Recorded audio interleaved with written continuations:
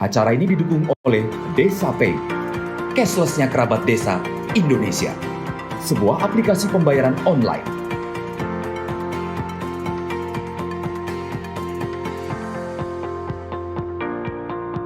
Di Desa Pay, kita akan mendapatkan update berita desa dari TV Desa.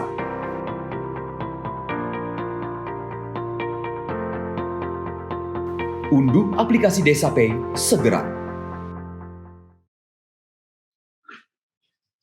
Selamat pagi kerabat desa Indonesia, bertemu kembali kita setelah siang ini di acara Kepoin Desa. Kita kepo-kepo tentang desa, kita kepo-kepo untuk desa dalam satu program Kepoin Desa, kupas tuntas tentang desa.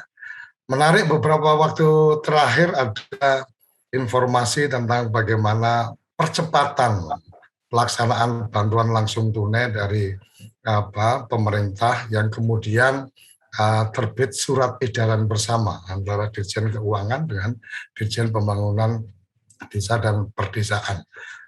Alhamdulillah kita langsung kehadiran Pak Dirjen kita, Pak Astera Primanto Bakti. Terima kasih sudah hadir. Selamat siang, Bapak. Siang. Assalamualaikum warahmatullahi wabarakatuh. Waalaikumsalam. Ini terima kasih luar biasa berkenan rawuh di acara kita. Alhamdulillah TV Desa menjadi salah satu rujukan untuk teman-teman pendamping desa mendapatkan informasi. Jadi sangat tepat ketika kemudian Pak Dirjen memberikan informasi-informasi update apa ini tentang pelaksanaan optimalisasi dan percepatan pelaksanaan bantuan langsung tunai. Silakan waktu sepenuhnya untuk Bapak. Baik, terima kasih. Bismillahirrahmanirrahim. Assalamualaikum warahmatullahi wabarakatuh. Selamat siang, salam sejahtera buat kita semua. Pertama, saya mengucapkan terima kasih ya Pak Suryo atas undangannya di TV Desa di acara Kepoin Desa. Ya, ini benar-benar milenial ya. Karena kalau ngomong kepo itu ya kita langsung refer ke anak-anak kita ya kalau pengen tahu sesuatu yang sebetulnya agak diumpetin ya. Nah, tapi kalau ini sebetulnya nggak begitu ya. Jadi justru ini adalah informasi yang harus kita ketahui ya. Jadi ini sebetulnya informasi yang merupakan informasi publik ya, dan saya rasa ini tepat ya kalau kita bicara di sini.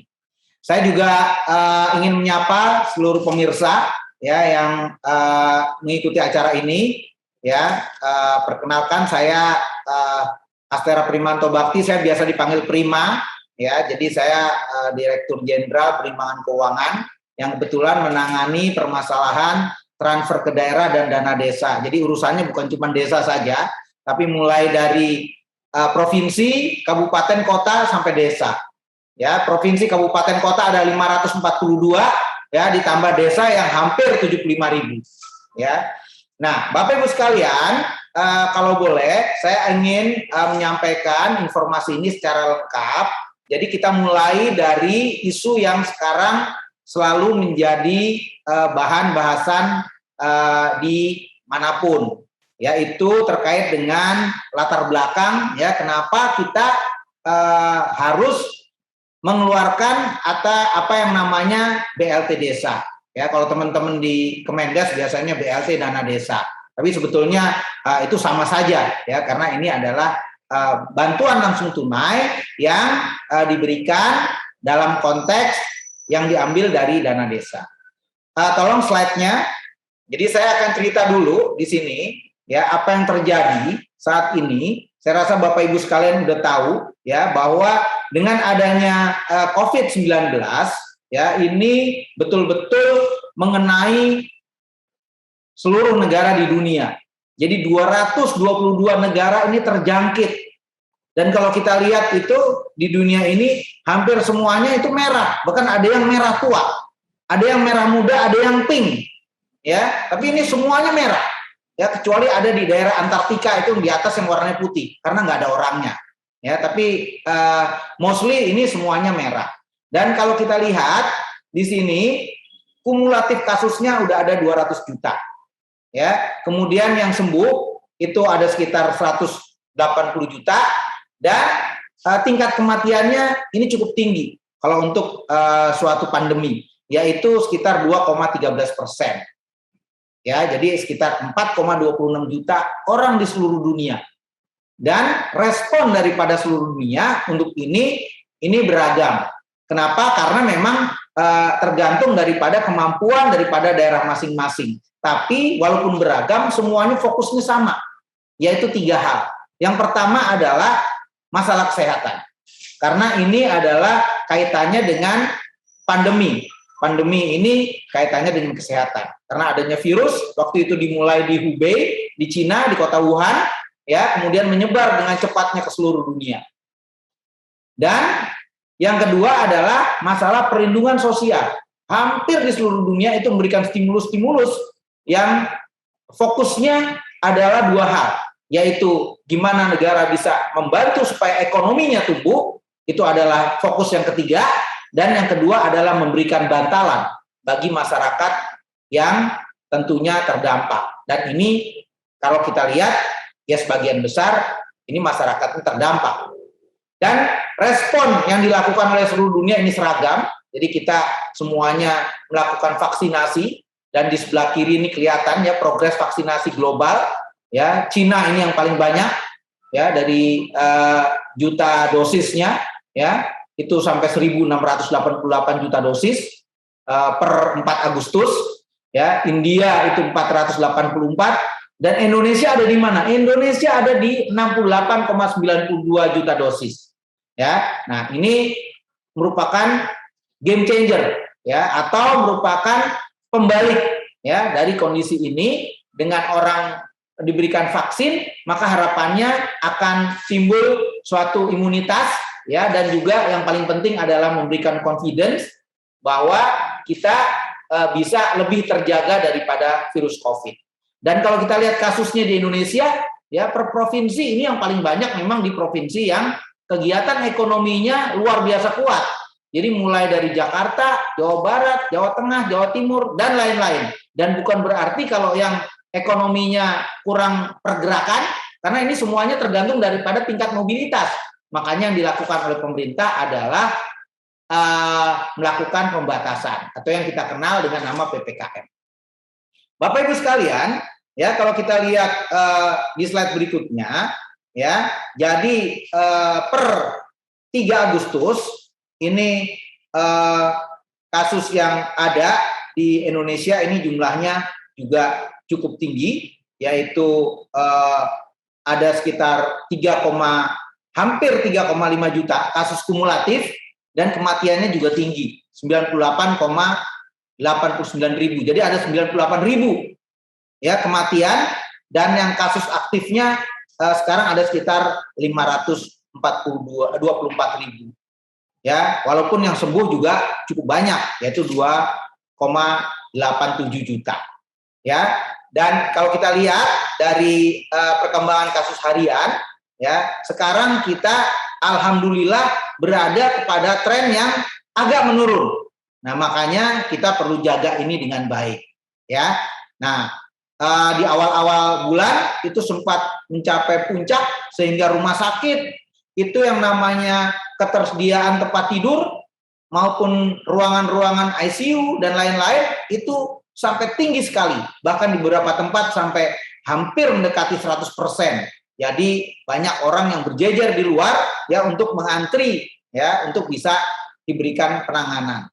Nah, alhamdulillah sekarang sudah agak menurun, ya, sejak 1 Agustus dan 3 Agustus ini juga semakin menurun harapannya. Dan kita juga melakukan testing, ya, dan kita melihat berapa persen yang positif, ya, secara harian. Ini yang bagian sebelah kanan. Jadi kita terus melakukan testing yang sekarang juga dilakukan Pemda bekerja sama dengan mulai dari TNI, Polri, kemudian juga aparat Pemda yang lain, bahkan sampai melibatkan mahasiswa dan lain-lain. Saya rasa di desa-desa juga ini dilakukan juga oleh teman-teman. Lanjut. Nah, kemudian respon kita, ya, APBN kita itu terus terang saja, ya, pada Q2 di tahun atau kuartal kedua ya sekitar bulan Juni ya di tahun yang lalu itu pertumbuhan ekonominya betul-betul turun sampai ke minus 3,2. Nah, pertumbuhan ekonomi ini tentunya ya berdampak kepada bagaimana kita bisa menggerakkan ekonomi kita. Kalau pertumbuhan ekonominya rendah, ya berarti pergerakan ekonominya rendah. Dan saya rasa Bapak Ibu sekalian semuanya di sini juga mengalaminya karena sektor-sektor semuanya yang menjadi sokok guru daripada ekonomi kita itu relatif terganggu. Ya, orang nggak bisa jualan karena adanya pembatasan. Orang kemudian juga mau jualan ke luar negeri nggak bisa. Orang mau melakukan perjalanan ada hambatan. Orang mau melakukan negosiasi dan lain-lain juga sulit. Teman-teman di desa mau jalan dari satu desa ke desa lain, ya tentunya juga ada pembatasan-pembatasan. Nah ini yang mengakibatkan pada bulan Juni ya di tahun yang lalu ini pertumbuhan ekonominya sangat rendah dan kita melakukan kebijakan-kebijakan ya melalui APBN ya. Di mana di tahun 2020 ini APBN-nya belanjanya itu sampai 2.500 triliun ya di dalamnya ada pemulihan ekonomi yang jumlahnya 571 ya kemudian ini bisa meningkatkan pertumbuhan ekonomi walaupun ya sampai dengan akhir tahun itu baru masih negatif tapi sudah baik jadi minusnya tinggal 2,19 ya. Nah ini kemudian harapannya di tahun 2021 ini bisa meningkat sampai ke 5%. Modalnya apa? Modalnya adalah belanja yang dilakukan oleh APBN yang jumlahnya 2.750 triliun. Ya di dalamnya ada program-program mulai dari program PEN ya yang hampir 700 triliun kemudian sekarang udah ditingkatkan lagi nih sampai 740 triliun. Ya, di dalamnya ada kesehatan, perlindungan sosial dan lain-lain. Nah, Bapak Ibu sekalian, kalau kita lihat ya dari apa yang kita bahas hari ini ya, jadi ini sangat nyambung. Jadi mungkin langsung saja ke slide nomor 10. Slide nomor 10. Nah, karena tadi kita melihat ya bahwa yang namanya pelinsos itu sangat penting, maka kita betul-betul melakukan percepatan-percepatan ya dari segi perlindungan sosial. Perlindungan sosial tadi kita berikan melalui berbagai menu. Tolong ke slide 8 dulu, kembali. Mulai dari pemberian PKH, ya, kartu sembako, BST, BLT desa, ya. Nah ini capaian-capaian yang ada pada saat itu, ya. Nah ini adalah merupakan bantalan di samping ada yang kesehatan ya mulai dari diagnostik, terapeutik dan lain-lain, dukungan UMKM juga ada ya, bantuan pemerintah untuk usaha mikro, penempatan dana di bank yang kemudian nanti disalurkan lagi, subsidi bunga, ada program prioritas, ada padat karya untuk kementerian lembaga ya, pariwisata dan lain-lain ya, dan juga diberikan insentif usaha. Nah, salah satunya adalah BLT Desa. Dan kalau kita lihat dari BLT Desa, ya, nah ini kelihatannya progresnya, tolong di slide nomor 16. Saya ingin tunjukkan di slide nomor 16.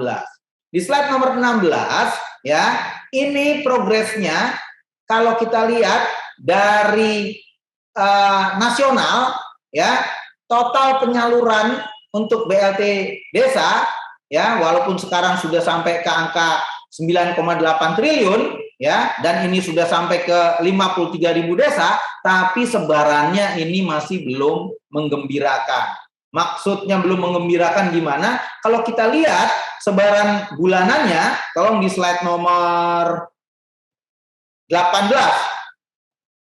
Slide nomor 18. Ini kelihatan ya di bulan pertama ya, yang menerima itu jumlahnya sekitar 4,8 KPM-nya. Kemudian di bulan kedua, ya bahkan data saya sebetulnya ada sekitar 5, sih. Ya, bulan kedua ini 4,3. Bulan ketiga 3,6 ini turun terus, ya.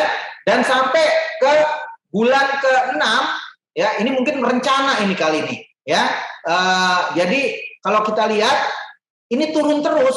Nah, padahal coba kembali lagi ke yang tadi, kita punya target, tolong di slide 16 kembali.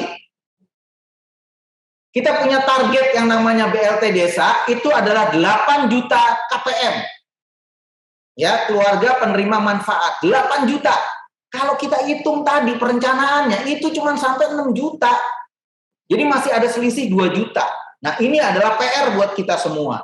Nah, untuk itu maka kami bersama-sama dengan Kementerian Desa dan juga telah berkoordinasi dengan Kementerian Dalam Negeri untuk melakukan dorongan-dorongan itu. Ya, kalau kita lihat di data ini, ya, yang Jawa Bali, ya, itu sebelum PMK 94, jadi kita mengeluarkan peraturan Menteri Keuangan nomor 94, yaitu memberikan relaksasi yang tadinya dibayar sekali bisa 3 bulanan, kemudian bisa dilakukan tagging. Nanti saya akan jelaskan secara lebih detail. Nah, di sini sebelum ini itu jumlahnya hanya 6,2. Nah, tapi kemudian cepat banget nih, setelah 26 Juli itu naik 3,5. Ya, nah ini saya minta menjadi perhatian Bapak Ibu sekalian, para pendamping desa, para aparat desa, ya, kemudian Bapak Ibu sekalian yang ada di sektor penanganan BLT desa ini secara keseluruhan. Nah, kita kembali ke slide yang ini slide saya nggak ada nomornya nih. Nomor 10, coba. Nah, untuk itu kita membuat surat edaran bersama. Latar belakangnya adalah perlunya percepatan penyaluran BLT Desa kepada masyarakat terdampak pandemi COVID-19. Jadi kalau kita lihat sekarang, di zaman adanya COVID ini, kalau mencari orang yang sulit, ya, atau kesusahan, saya rasa ini sekarang menjadi sangat terbuka. Karena orang yang tadinya masih aman-aman saja, kemudian dengan adanya pandemi COVID, nggak bisa jualan. Kemudian nggak bisa berinteraksi, dan lain-lain. Akibatnya apa? Penghasilannya turun. Kalau orang penghasilannya turun, maka dia tentunya dia akan masuk ke dalam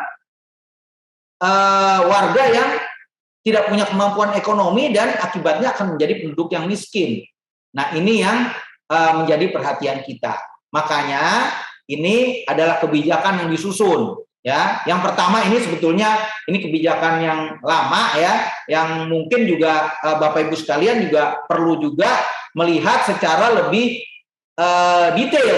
Ya, jadi maksud saya coba dilihat di daerahnya orang yang kehilangan mata pencarian.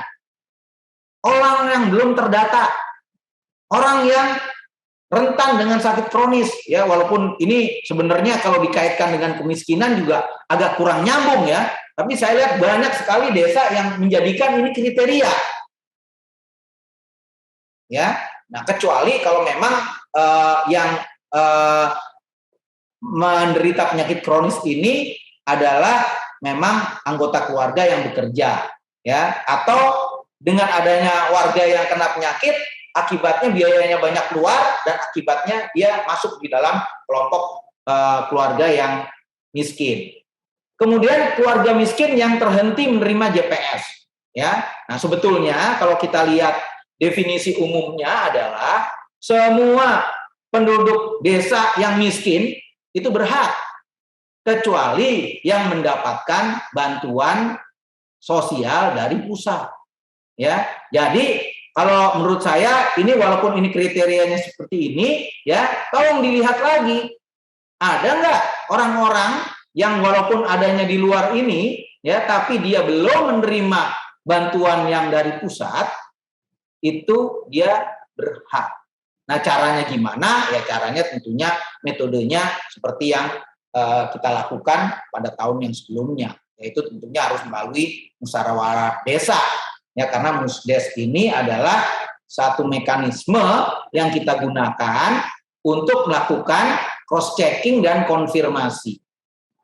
Nah, kemudian DTKS gimana? DTKS tetap menjadi bagian yang penting untuk kita melakukan cross-checking. ya. Namun ingat, DTKS ini kan bergerak terus. Jadi jangan gara-gara DTKS-nya bergerak, akibatnya teman-teman di desa jadi tidak berani untuk menetapkan. Tetapkan saja berdasarkan musyawarah desa, sepanjang tadi dia tidak menerima bantuan itu dan pada bulan itu gitu loh. Kalau misalnya bulan depannya dia dapat, ya berarti kan yang bulan itu dia belum dapat. Nah, ini yang bisa menangkap dinamika. Kemudian alokasinya gimana? Sebenarnya ya, ini yang alokasi yang 25%, 30%, 35%, ini adalah cara.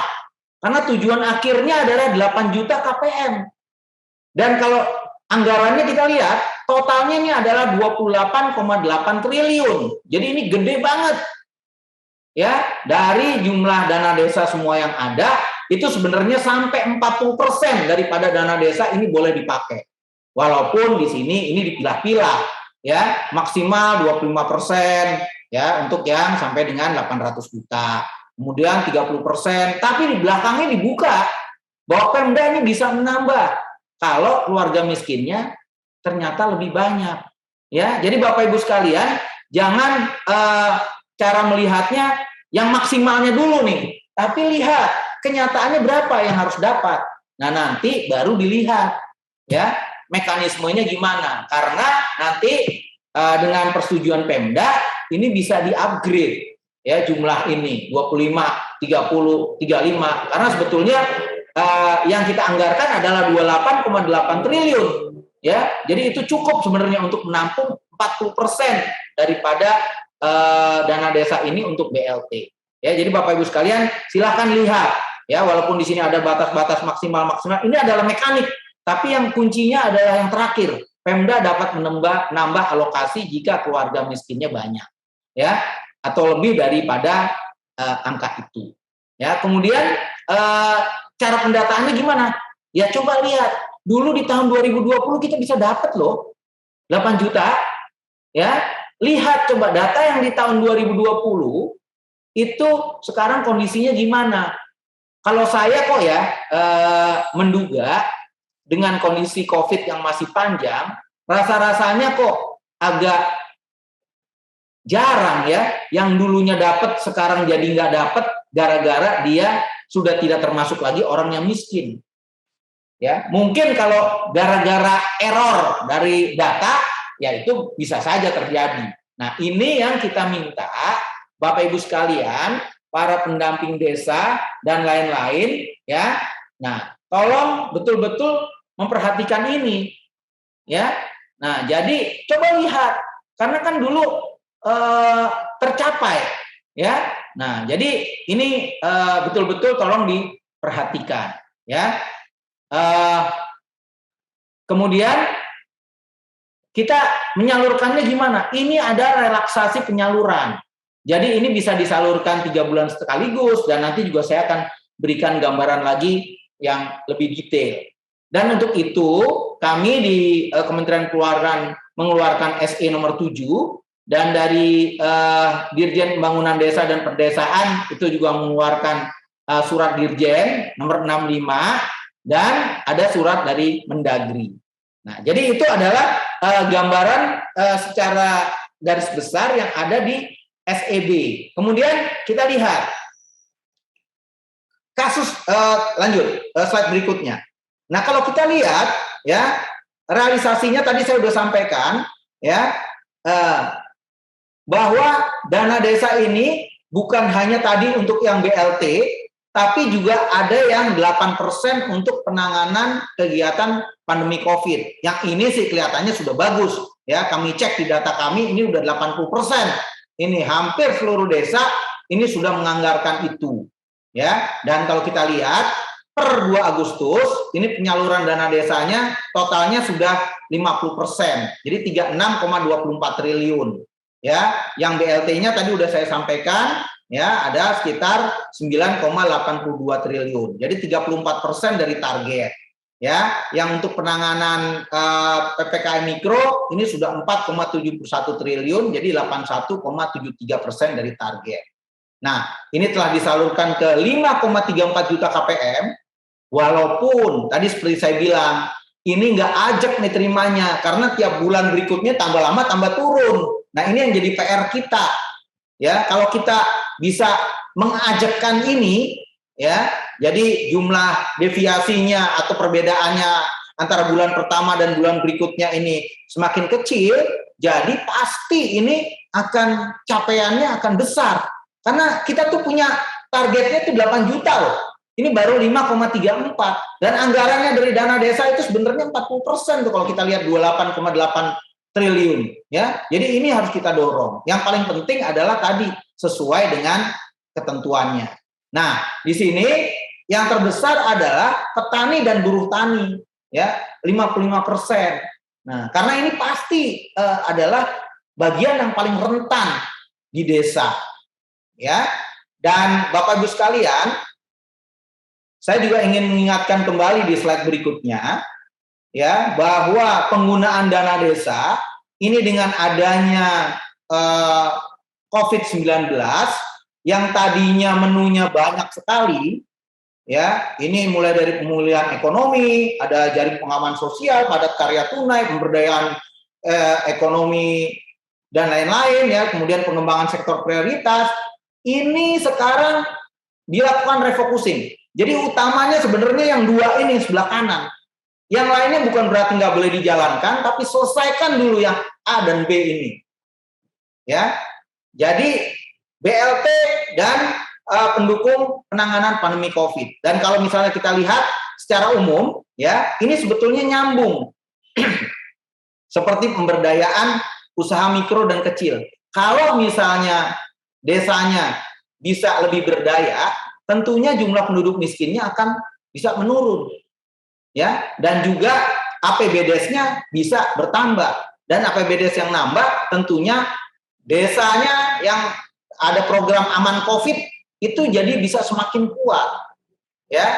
Nah, kemudian yang lain-lain, sektor yang lainnya, monggo ini tetap dilakukan, tapi yang dua ini tolong di-secure, ya. Kenapa? Karena di dalam SEB-nya kita udah sampaikan, kalau sampai dengan akhir September, ya, ini kita tidak mendapatkan sesuai dengan apa yang kita harapkan, kita sedang memikirkan yang namanya intervensi, ya. Nanti kan kita lihat gimana caranya nih, apakah kita tarik dari pusat, kita bagikan lewat cara yang lain, ya, tapi tetap dalam konteks BLT desa, atau tetap menggunakan model ini, tapi misalnya ada pendampingan yang lebih kuat dan lain-lain. Pokoknya kita target 28,8 ini harus bisa kita capai untuk bisa menjadi bantalan ekonomi di desa. Ya, 8 juta KPM, 28,8 triliun. Ini adalah dua capaian yang harus dicapai, dan ini akan kita secure dari segi anggarannya. Ya, jadi Bapak Ibu sekalian nggak boleh pakai anggarannya itu untuk kepentingan yang lain. Pakailah anggaran dana desa yang lain ya untuk program-program yang lain, karena ini akan kita jagain sampai dengan akhir tahun. Ya, nah kemudian keluarga penerima manfaatnya saya rasa tadi udah disampaikan ya, dan ini di slide berikutnya ya saya rasa ini sudah sangat komprehensif tadi ya. Keluarga miskin atau yang tidak mampu di desa yang terdampak ya, yang diputuskan melalui musdesus ya atau musyawarah insidentil ya, kriterianya tadi yang kehilangan mata pencarian, belum terdata, punya anggota keluarga yang rentan sakit, keluarga miskin penerima jaring pengaman sosial lainnya terhenti, baik yang bersumber dari APBD maupun APBN. Nah ini boleh. Dan dari pengamatan saya kebetulan beberapa bulan awal tahun ini saya melakukan perjalanan di hampir di seluruh Jawa, dan apa yang menjadi perhatian saya adalah jumlah penerimanya ternyata sangat sedikit, ya. Nah ini menjadi perhatian gitu, karena kebanyakan itu mereka hanya ngasih untuk yang anggota keluarganya sakit. Sementara yang lainnya ini kelihatannya masih belum terdata dengan baik. Nah, jadi ini PR sekali lagi buat kita semua ya untuk terus melakukan pendataan ya, mulai dari relawan desa ya yang lawan COVID-19 di RT RW di dusun nagari ya kalau di Sumatera Barat ya atau kampung di daerah Papua, ini semuanya ini harus melakukan pendataan lagi yang lebih baik. Kemudian datanya dibahas dan hasil musdesnya ditetapkan dalam Perkades yang diketahui oleh Pemda. Nah, kemudian untuk mencapai ini ya, slide berikutnya ini adalah jumlah KPM yang merujuk kepada KPM tahun 2020. Tolong ini dilihat. Jadi saya berulang-ulang saya sampaikan, tolong lihat terus data 2020 ya. Kemudian bisa nambah sebagai respon perkembangan ekonomi masyarakat yang terdampak. Ya kurang juga boleh, tapi tentunya saya rasa dalam kondisi yang seperti ini kayaknya agak jarang nih, ya kecuali yang gara-gara data yang error. Ya, apakah betul-betul ada ini sekarang orang yang tadinya terdampak sekarang jadi tidak terdampak? Nah, ini yang mungkin selalu menjadi pertanyaan kami nih.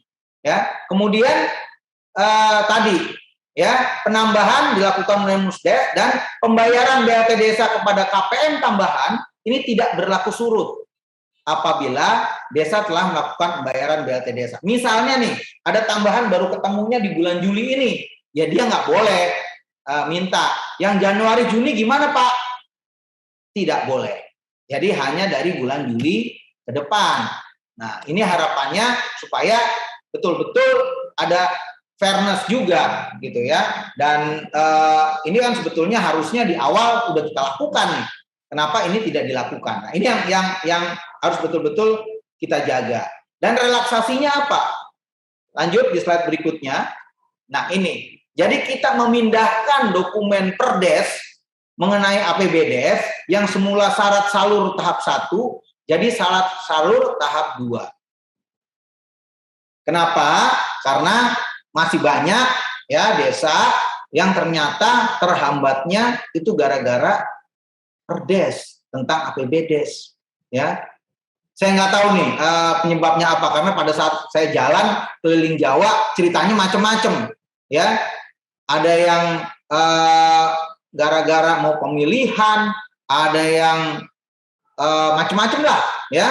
Nah, ini yang betul-betul harus kita jaga ya. Nah, kemudian syarat pengajuan dan penyaluran ini diatur. Bulan ke-1 ini surat kuasa dari Bupati Wali Kota dan merekam data KPM BLT bulan ke-1. Ya. Dan bulan ke-2 sampai 12 ini cuma tagging aja desa yang layak salur pada aplikasi Omspan. Jadi ini gampang banget. Ya, kemudian mengubah penyaluran dana desa untuk BLT desa yang semula bulanan menjadi 3 bulanan. Karena ada teman-teman yang curhat, Pak, saya kalau mau ngambil anggarannya jalannya jauh, jadi kalau tiap bulan bolak-balik habis di ongkos. Ya udah, sekarang ini bisa dilakukan 3 bulan. Tapi kalau ini dilakukan 3 bulan juga jangan uangnya setelah itu jadi mengendap dan tidak digunakan sesuai dengan yang seharusnya. Nah, ini PR ini buat kita. Ya, makanya tadinya kita jagain tiap bulan, maksudnya sebetulnya agar uang dikasih nyampe, ya. Nah, ini kalau misalnya begini, ya tentunya perlu ada kedisiplinan dari Bapak Ibu sekalian untuk menjaga agar tadi, ya, ini betul-betul bisa dilakukan dengan baik. Kemudian ke slide 17, ya.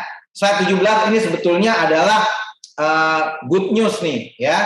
Jadi kalau kita lihat progresnya tadi ya, setelah kita keluarkan Peraturan Menteri Keuangan Nomor 94 yang merupakan dasar daripada surat edaran bersama yang dari sisi kami ya, ini meningkatnya luar biasa. Jadi tambahannya dari 6 triliun itu jadi 9 triliun. Ya. Nah, jadi ini adalah suatu good news buat kita. Harapan kami ya ini akan terus membaik. Ya, karena di sekarang ini ada 95 daerah, ya, hampir 22% yang telah merealisasikan anggarannya di atas 50%. Tapi tetap nggak boleh ngawur loh. Tadi di bawah ada yang ngasih note, ya, jangan ngawur. Ada rolling eyes. Nah, saya nggak ngerti nih, saya nggak biasa pakai emoticon gitu. Jadi, nah, yang penting yang betul. Namun ada 75 daerah yang realisasinya ini masih di bawah 15%. Ini loh petanya, yang 0 sampai 15% itu ada 75 daerah ya yang baru di bawah 15%. Jadi realisasinya ini baru sekitar 8%. Ya, jumlah BLT-nya, jumlah desa yang salur 11.000 desa. Nah, 11.000 desa ini betul-betul harus jadi perhatian kita. Ya, saya nggak nyebut di sini rapotnya desa mana aja, karena saya rasa teman-teman dari Kemendes juga punya nih rapotnya. Ini rapot kita bersama. Kemudian yang 15 sampai 30% ini ada sekitar 24.000 desa. Jadi ini juga jadi PR kita. Yang 30 sampai 50 ini kenapa kita bagi begini? Karena yang di atas 50 itu sedikit. Kalau yang di atas 50 banyak ya tentunya kayak kita bikin rapot. Kalau bikin rapot itu kan harusnya yang dapat nilai A itu kan yang di atas 80. Ya. Lah ini agak susah nih. Kalau pakai kurva normal aja yang dapat ini cuma 20% dan itu cuma di atas 50%. Dan ini realisasinya juga belum nyampe dapat A ini, ya. Dapat B aja masih B kurus, ya. Karena nilainya baru 68, ya, baru 69. Karena B itu harusnya ya nilainya sekitar 70, ya, sampai 85, ya. Nah ini belum dapat ini dan ini jumlahnya masih sedikit. Nah ini yang harus menjadi perhatian kita. Walaupun kalau kita lihat penyaluran daripada BLT desa ke rekening desa ini udah naik, yaitu 3,57 triliun atau 57,2% ya setelah adanya PMK itu. Tapi ingat loh, ini ada batasnya nih. Kalau sampai akhir September nggak nyampe juga, nah kita sedang memikirkan ini gimana nih caranya untuk mempercepat, ya. Ya bukan nggak ada sanksi sih, ya. Cuman tentunya mekanismenya ini akan kita ubah. Nah kita nanti akan diskusi lagi dengan teman-teman dari Kemendes bagaimana ini supaya bisa tercapai. Karena targetnya tadi ya 8 juta KPM, ya, dan dari segi anggaran 28,8 triliun. Ini yang harus jadi pemikiran kita semua. Jadi tinggal dilihat aja nanti totalnya. Walaupun saya rasa Bapak Ibu sekalian kalau melihatnya secara mikro jadi nggak kelihatan, ya. Tapi saya rasa ini bisa dilihat. Nah, tadi kalau rekapnya tadi saya sudah sampaikan, ya. Nah, kendalanya sekarang ada di slide 19. Slide 19. Ini kendala yang sering kami dapatkan ya dari hasil pertemuan-pertemuan, dari hasil curhatan desa-desa, ya, kemudian juga hasil ini juga, ya. Nah, jadi kendalanya adalah belum optimalnya penggunaan dana desa untuk BLT, sehingga realisasi penyalurannya ini masih rendah. Kemudian lambatnya proses pengajuan persyaratan. Nah, ini terus sebetulnya ya, saya agak gemes juga. Ya, ada yang lambatnya di desa, tapi ada juga yang lambatnya di Pemda. Karena oleh Pemdanya ditahan. Dia nggak mau ngajuin dulu kalau nggak bareng-bareng. Padahal kan kita udah buat aturannya, sejak tahun 2020 itu udah boleh. Jadi dana desa itu nggak harus nunggu brek semuanya, tapi boleh dicicil. 5 siap, ajuin 5. Ya, nah tapi yang jelas yang tadi surat kuasa itu tetap. Karena surat kuasa itu adalah wujud daripada akuntabilitas. Ya, kalau nggak ada akuntabilitasnya gimana? Ya, nah, jadi ini adalah hal yang sering disampaikan. Dan juga terdapat beberapa daerah yang menambahkan syarat salur dan belum menyampaikan surat kuasa pemindah bukuan. Jadi ada daerah-daerah yang nambahin syarat salur, ya. Nah sekarang juga yang banyak masuk ke kami, ya, dan juga ke teman-teman di Kemendes, ya, yang dikaitkan dengan vaksinasi, ya. Padahal yang aturan yang perpres terkait vaksinasi itu very clear. Jadi orang yang nolak, bukan orang yang belum dapat, ya. Karena kita tahu yang namanya vaksinasi itu kan tergantung vaksinnya datangnya kapan, baru disuntik, baru divaksin. Nah kalau misalnya vaksinnya belum ada di daerah itu, ya tentunya nggak bisa kita, kalau gitu nggak boleh dapat. Karena apa? Belum vaksin. Lawang vaksinnya aja belum datang. Nah ini yang saya minta kepada teman-teman di Kemendes untuk memberikan penegasan. Jadi jangan gara-gara vaksin, tapi padahal vaksinasi, tapi bukan yang sesuai dengan perpres. Di perpres itu orang yang nolak. Jadi harusnya dia divaksin. Orang yang harus divaksin adalah orang yang sehat. Dia nggak punya komorbid, ya. Kemudian sesuai dengan umur. Nah kalau sekarang kan hampir semua umur nih, ya. Nah tapi kan kita kalau melihat BLT Desa ini kan sebenarnya KPM. Jadi keluarga penerima manfaat. Ya kalau keluarga penerima manfaat ini kan berarti yang dilihat adalah kepala keluarganya, kan kayak gitu, ya. Jadi bukan terus didaftar seluruh keluarganya, coba lihat di data ini, ya itu juga nggak gitu juga gitu. Tapi tadi, ya kalau orang yang ternyata dia punya komorbid, ya punya diabetes atau punya penyakit lain yang dia nggak boleh untuk divaksin, ya jangan dilarang. Kasihan banget, udah dia nggak bisa divaksin, berarti resikonya kena COVID tinggi, nggak dikasih lagi BLT Desa. Udah jatuh tertimpa tangga, ya Pak Suryo ya? Nah ini ya. Udah jatuh tertimpa tangga, keinjak-injak lagi. Nah itu, karena ada supporternya, jadi banyak menonton keinjak-injak. Nah ini yang kita hindari. Jadi Bapak Ibu sekalian ini benar-benar penting nih, ya pemahaman tentang ini. Dan saya sudah bicara dengan Pak Sekjen ya, Pak Taufik dan juga Pak Dirjen ya Pak Gito. Tolong kasih penegasan. Jadi jangan sampai teman-teman di desa ini ya ragu, dan penegasannya bukan cuma ke desa, ke Pemda kasih tahu. Ya, karena ada Pemda yang sudah memberikan penegasan dan penegasannya benar. Jadi dia memperhatikan ketersediaan vaksin dan tadi hanya orang yang ngeles. Ya, karena tadi judulnya pakai kepo ya, saya pakai ngeles. ya, supaya nyambung. Nah, ini yang harus betul-betul kita lakukan. Nah, jadi ada juga tadi ya desa yang belum melakukan perubahan APBDes dalam rangka refocusing dana desa dan penanganan COVID. Dan ini kelihatannya sekarang sih udah banyak menurun. Karena dari pengamatan kami di Jawa, itu kebanyakan masalahnya nomor 1. Ya, jumlah KPM-nya sedikit. Tadi ada yang nanya nih, kalau KPM-nya nggak tercapai, sanksinya ada nggak? Ya, nanti kita sampaikan. Sekarang kan belum sampai bulan September. Karena ini kan belum September, jadi saya nggak mau berandai-andai, ya nggak. Tapi yang jelas kita mengeluarkan suatu ketentuan, ya tentunya ada konsekuensinya, ya. Karena anggaran yang 28 itu ini akan kita gembok aja, ya. Jadi masing-masing desa itu nanti anggarannya ada yang kita gembok nih, nggak boleh jadi pakai buat yang lain kecuali buat BLT Desa, ya. Nah ini yang mungkin harus menjadi perhatian kita semua. Bapak Ibu sekalian, kalau boleh saya lanjut, ya, ini upaya yang dilakukan. Tolong slide yang sebelumnya tetap, yang sebelah kanan nih. Kita udah ngeluarin PMK dari keuangan ya, PMK 94.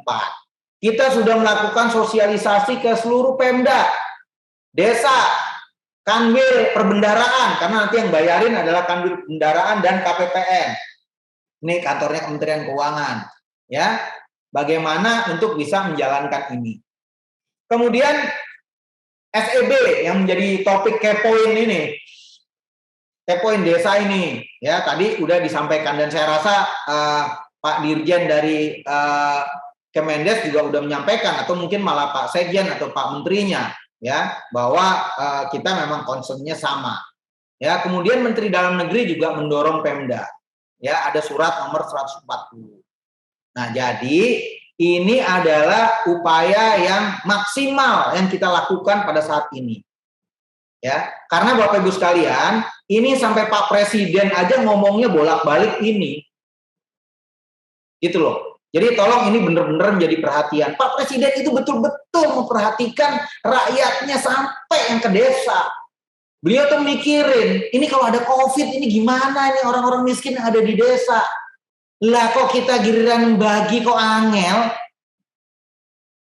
Gitu loh. Ya. Nah, ini mungkin mindset yang harus kita jaga. Jadi, udahlah, ini harus jadi prioritas kita. Masalah ada program-program yang lain, duitnya itu masih banyak. Ini yang kepake tadi maksimum tuh cuma 40%. Ditambah 8% yang untuk penanganan COVID, 48%. Masih ada 52% lagi. Monggo digunakan.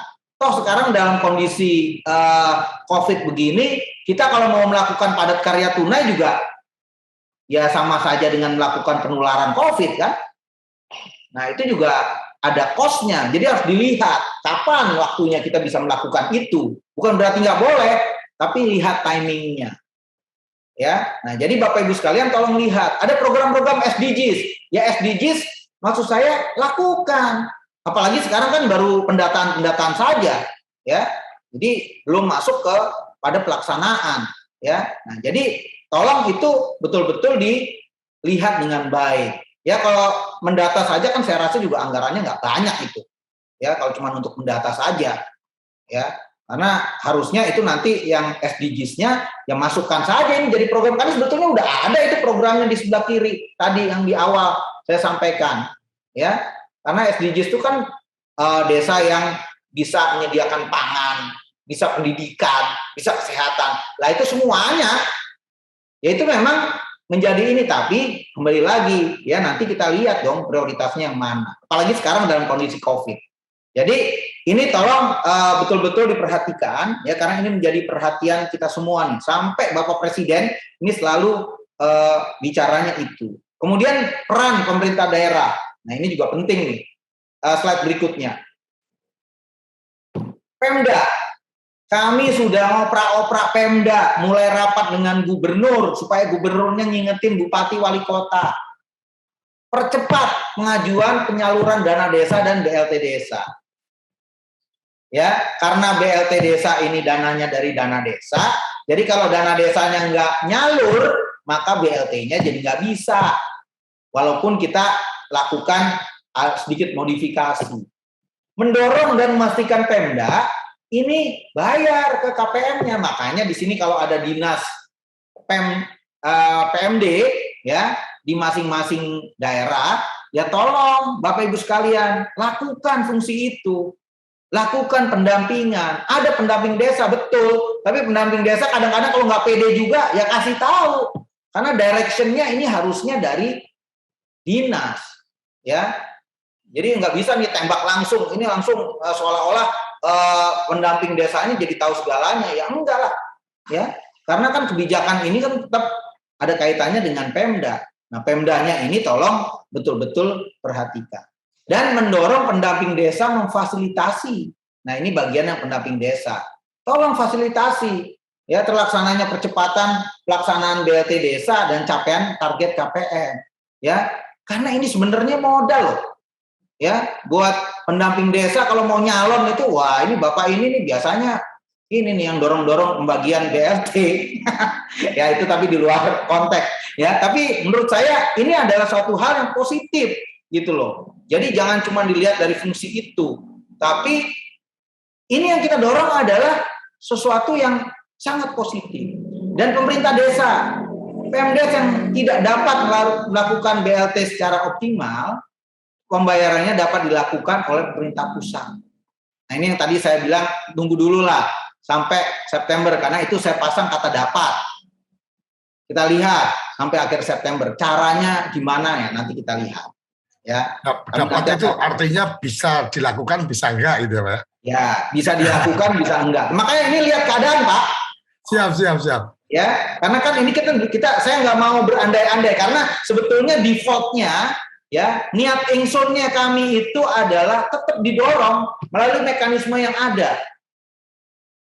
Gitu. Jadi jangan ini dianggap kebalik ya.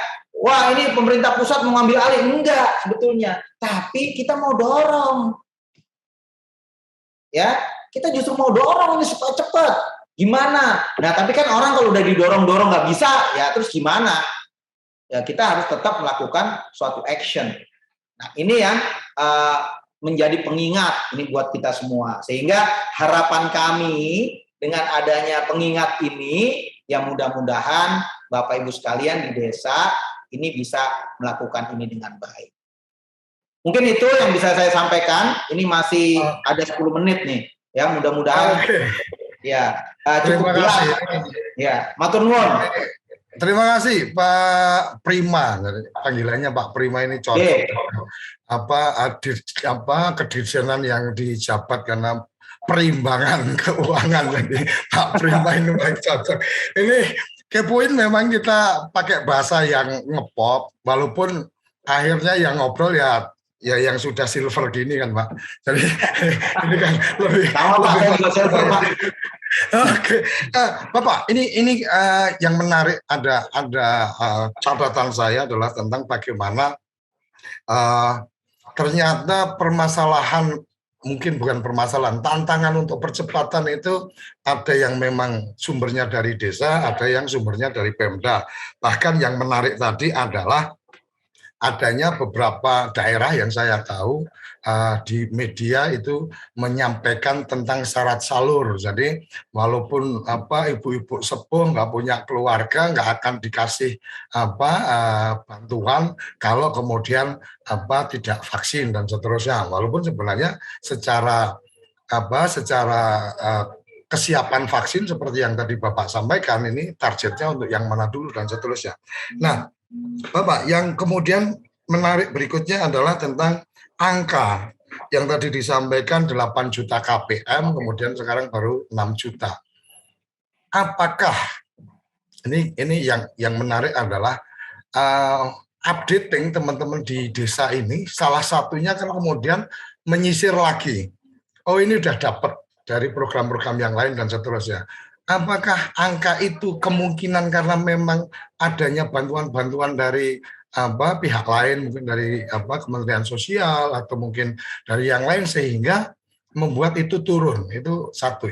Yang berikutnya adalah beberapa desa ternyata kemudian dampak terhadap COVID ini nggak terlalu besar untuk masyarakatnya, sehingga kebingungan nih teman-teman di desa untuk kemudian harus memenuhi jumlah KPM-nya. Nah ini itu pertanyaan kedua, kira-kira bagaimana? Dan yang terakhir karena memang waktunya juga terbatas, di salah satu paparan yang sempat saya ikutin dari Kementerian Desa disampaikan bahwa adanya ruang atau peluang pendayagunaan tenaga profesional, pendamping profesional, yang di situ disebutkan itu ketika ada kerjasama antar menteri atau kemudian dengan kepala badan itu kemudian bisa dilakukan. Artinya teman-teman pendamping ini kan kadang-kadang walaupun sudah tahu nih dapat materi dari Bapak, kemudian dapat slide-nya dari Bapak dipelajari dan seterusnya. Ketika kemudian mau agak cerewet dan seterusnya, kan bisa juga nih kepala desa atau Pemdanya, ya emang kamu siapa, ikut-ikut terlalu banyak ngomong dan seterusnya. Apakah mungkin ini Pak, teman-teman pendamping kemudian mendapat semacam penugasan dari Kementerian Keuangan, tapi jelas berdasarkan kesepakatan dengan Kementerian Desa. Kira-kira bagaimana Pak? Monggo. Baik, atur nuwun Pak. Ini saya rasa bagus ya Pak. Yang pertama adalah yang namanya bantuan dari pemerintah pusat ya memang didesain untuk merespon kejadian COVID-19 ini secara komprehensif. Ya, jadi ada yang tadi program BST, program sembako dan lain-lain ya. Dan tentunya ini dasarnya adalah DTKS. Ya. Dan kalau kita lihat sekarang itu sampai dengan desil 4. Desil 4 itu 40% dari penduduk Indonesia itu sebetulnya tercover. Ya, termasuk di dalamnya BLT desa. Nah, jadi kalau boleh saya simpulkan di sini, walaupun mungkin ada yang double, ya, tapi kan double ini kan nggak mungkin kejadiannya barengan, Pak. Makanya tadi saya sampaikan, kalau misalnya Januari dia nggak dapat yang sana, ya ternyata di sini pada saat didata dia belum dapat, ya boleh, kan gitu, Pak. Tapi kalau nanti dia baru dapatnya di bulan kapan, ya di bulan itu dia nggak dapat, gitu. Karena ini sebetulnya very clear, Pak. Ya, jadi kalau menurut saya apapun bansos yang diberikan oleh pemerintah itu sebetulnya semuanya sudah terukur, gitu, Pak. Ya, walaupun tadi yang kemungkinan double itu ada, tapi itu yang namanya inclusion error itu jumlahnya tidak akan banyak, gitu. Jadi mudah-mudahan ini bisa menambah confidence ya teman-teman PD ya untuk melakukan pendataan. Ya, yang kedua tadi ya masalah jumlah ya ini berapa sih sebetulnya ya gara-gara itu tadi 6 juta, 8 juta ya. Kalau menurut saya sih gini loh. 8 juta ini kan hitungannya juga berdasarkan data tahun 2020, Pak. Oh, oke. Yang ngerjain juga orangnya sama, Ya. kan gitu, ya kan Pak? Yang monitor juga institusi yang sama, ya. Lah kok sekarang tiba-tiba turunnya banyak? Dan dulu pun juga ada, Pak. Dulu tuh lebih dahsyat lagi, Pak. Tiba-tiba keluar itu yang namanya bansos tambahan yang jumlahnya sampai 9 juta orang, Pak. Itu aja masih tercover, gitu loh, Pak. Nah, jadi maksud saya jalankan deh sesuai dengan apa yang tadi menjadi arahan. Kemudian yang ketiga ya tadi terkait dengan apa tadi ya supaya PD ya. Kalau menurut saya sih itu sebetulnya domainnya adanya di Kemendes. Oke. Ya, karena apa? Yang menugaskan pendamping desa itu bukan Kementerian Keuangan, Pak. Ya bukan saya nggak mau. Kalau saya yang ngeluarin surat aneh, Pak. Lah Bapak siapa Bapak ngeluarin surat kan gitu. Pak Dirjen, mohon maaf. Ya. Jadi di dalam yang kita dapatkan informasi tetap itu penugasan dilakukan oleh Kementerian Desa, tetapi tambahan penugasan karena ada kerjasama. Kalau kata Kementerian Desa dengan Kementerian Keuangan, menterinya bertanda tangan, oke, ada penguatan untuk pendamping desa, maka itu bisa dilakukan. Artinya kemudian penguatan informasi atau detailing harus bagian mana yang dicermati teman-teman pendamping desa menjadi lebih pede untuk kemudian melakukan tugas. Kira-kira seperti itu sih, Pak. Ya, saya paham, Pak. Cuman maksud saya apakah semuanya yang begitu harus dibentukkan dalam surat? Karena ini kan sebetulnya kan tugas ini udah embedded, Pak. Iya kan? Nah, jadi karena nanti negara kita repot, Pak. Jadi negara banyak surat, Pak. Gitu, ya. Nah, jadi kita cuma kadang-kadang menarik juga loh, Pak. Teman-teman ini kita kan ada agenda yang tiap pagi itu. Teman-teman sarapan SDGs. Ada salah satu di daerah tertentu itu kadang-kadang ketika informasinya sudah jelas, artinya penugasan dari pusatnya sudah jelas, tetapi kemudian kepala desanya mengatakan saya belum ada surat dari bupati, artinya ya memang saya tidak harus melayani atau mengikuti arahan. Jadi memang kadang-kadang di beberapa tempat lembar surat itu menjadi penting. Tapi by the way itu sesuatu yang lain. Waktu kita sudah di penghujung. Ya. Pak Prima, monggo closing statement. Dan saya terima kasih sekali dan mohon berkenan nanti materinya di-share ke kami karena beberapa teman-teman untuk bisa mendapatkan materinya. Silakan, Pak. Baik, terima kasih. Pertama, saya ingin mengapresiasi ya Bapak Ibu sekalian di sini, terutama para pendamping desa, para aparat desa, dan semua yang terkait dengan pelaksanaan dana desa, ya termasuk di dalamnya BLT desa. Ya, karena ini adalah suatu program yang luar biasa dan tolong ini terus secara semangat dilanjutkan ya dan terus diperbaiki. Karena negara kita adalah negara yang harus dibangun dari bawah, ya. Karena yang namanya negara itu pilarnya adalah desa. Nah, jadi desa ini harus diperkuat.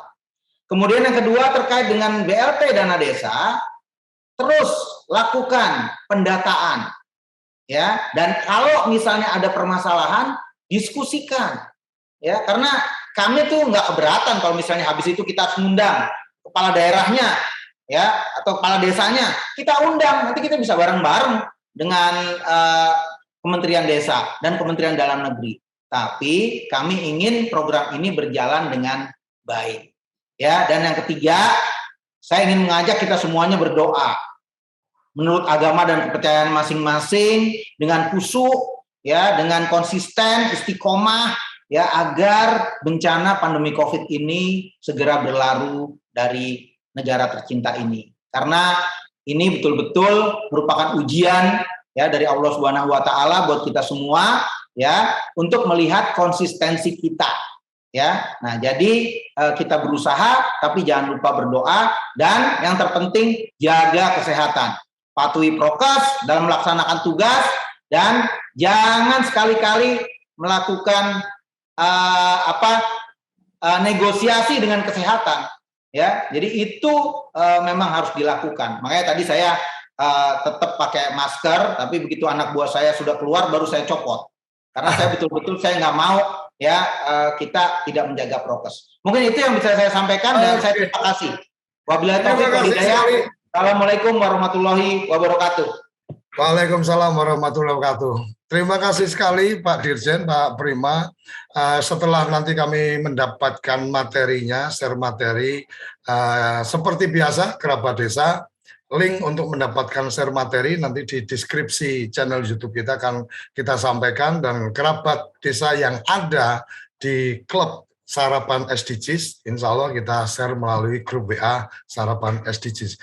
Sekali lagi terima kasih Pak Dirjen, dan semoga ada kesempatan berikutnya ini kami bisa mengundang teman-teman dari Kementerian Dalam Negeri, karena memang ada bagian yang kemudian hambatannya bukan cuma di desa tapi adanya di Pemda, itu wilayahnya Kementerian Dalam Negeri. Oke, terima kasih, sampai di sini Kepoin Desa kita siang hari ini. Kita akan bertemu tiap Senin sampai Kamis pukul 12 sampai pukul 1 waktu Indonesia bagian Barat. Kita akan bedah tuntas urusan desa, kita kepo-kepo tentang desa, dan kita kepo-kepo untuk keperluan desa. Salam bahagia kerabat desa Indonesia, salam desaisme, muliakan desa-desa Indonesia. Terima kasih.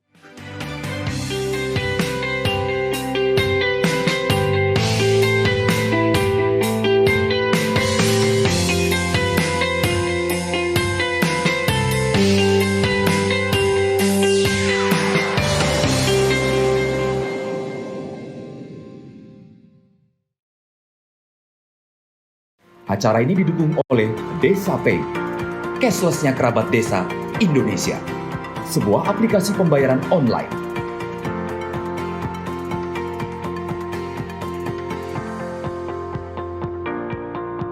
Di Desa Pay, kita akan mendapatkan update berita desa dari TV Desa.